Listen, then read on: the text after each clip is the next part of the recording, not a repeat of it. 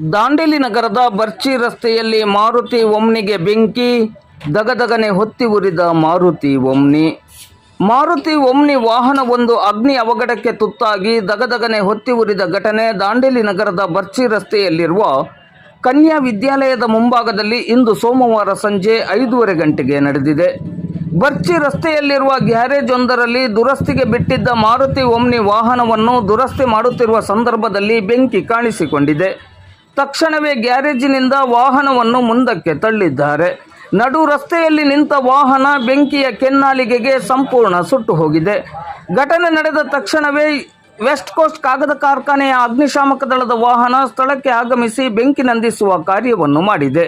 ಘಟನಾ ಸ್ಥಳಕ್ಕೆ ನಗರ ಠಾಣೆಯ PSI IR ಗಡ್ಡೇಕರ್ ಸೇರಿದಂತೆ ಪೊಲೀಸ್ ಸಿಬ್ಬಂದಿಗಳು ಭೇಟಿ ನೀಡಿ ಪರಿಶೀಲನೆಯನ್ನು ನಡೆಸಿ ಮುಂದಿನ ಕ್ರಮವನ್ನು ಕೈಗೊಂಡಿದ್ದಾರೆ.